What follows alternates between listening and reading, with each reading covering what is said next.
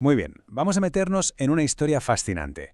Hoy exploramos esa conexión increíble que existe entre un chef de leyenda, una simple galleta y nada menos que la neurociencia. Y es que vamos a descubrir cómo la comida puede literalmente cambiarnos la mente.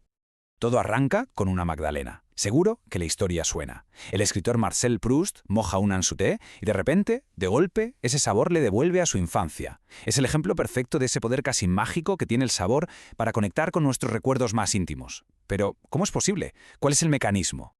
Siempre nos han contado que el sabor se reduce a 4 cosas: dulce, salado, ácido y amargo. Pero, ¿y si esa fuera solo una pequeña parte de la historia?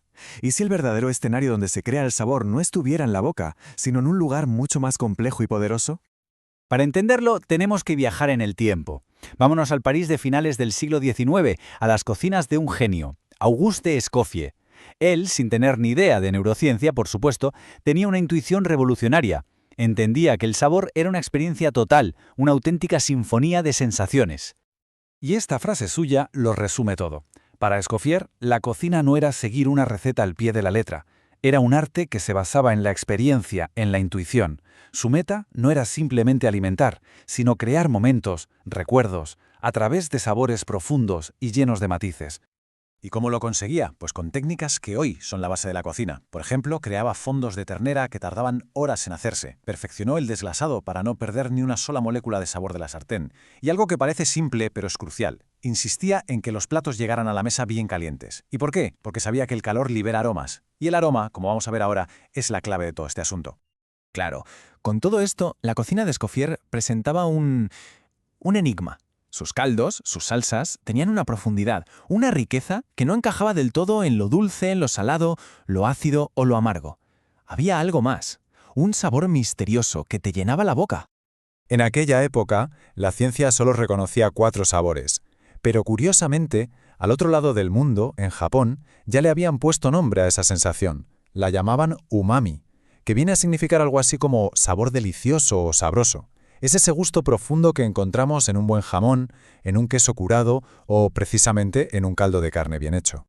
Y aquí viene una de esas coincidencias de la historia que son espectaculares. Fijaos, en 1906, justo cuando Escoffier estaba en la cima de su carrera en Europa, un químico japonés, Kikunae Ikeda, consiguió aislar la molécula responsable del umami, el glutamato. 2 personas en 2 continentes distintos explorando lo mismo desde la cocina y el laboratorio. Aún así, la ciencia occidental tardó casi un siglo en reconocer oficialmente el umami como el quinto sabor. Casi nada. Así que estaba claro. El misterio del sabor no se podía resolver mirando solo a la lengua. La respuesta, la de verdad, estaba en otro sitio. Estaba en nuestro cerebro. Ahí es donde ocurre la magia de verdad. Y es que, en realidad, el sabor es una construcción del cerebro.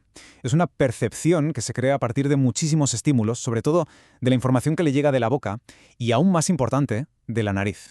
Ojo a este dato, porque es alucinante. Los neurocientíficos calculan que hasta el 90% de lo que percibimos como sabor es en realidad olor.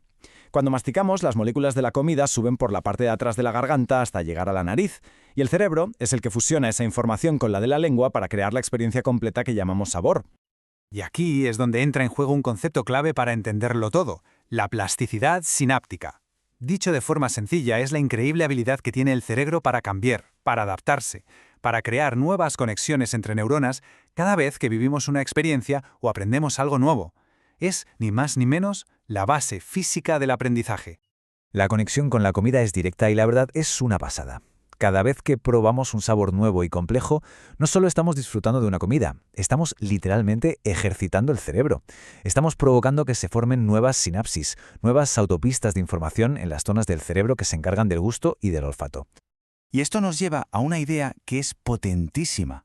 Si el cerebro cambia con cada experiencia, entonces Escoffier no era solamente un cocinero, era, en cierto modo, un neuroescultor. Su trabajo iba mucho más allá de llenar estómagos. Con sus menús, lo que estaba haciendo era educar el paladar de sus comensales.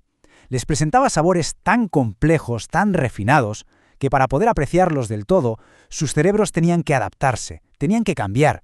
Les enseñaba a percibir el mundo de una forma más rica. Pensemos en el proceso. Primero, se introduce un sabor complejo, como una de esas salsas de Escoffier. Esto estimula a tope las áreas del cerebro del gusto y el olfato.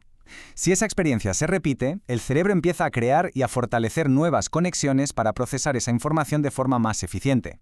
Y el resultado, el paladar se ha remodelado, la perfección del sabor ha cambiado para siempre. Como dice el autor Jonah Lehrer, nuestro sentido del gusto no es algo fijo, es increíblemente plástico. Se puede entrenar, se puede educar, se puede remodelar con nuevas experiencias. Escoffier fue un pionero en esto. Demostró que al refinar la comida, en el fondo estaba refinando los cerebros de la gente que la comía. Y todo esto nos deja con una última pregunta en el aire. Escoffier lo hizo con sus fondos de carne. A Proust le pasó con una magdalena. Si cada sabor nuevo tiene el potencial de reescribir una pequeña parte de nuestro mapa neuronal, ¿qué sabor, qué experiencia nos estará remodelando la mente ahora mismo, quizás sin que ni siquiera nos demos cuenta?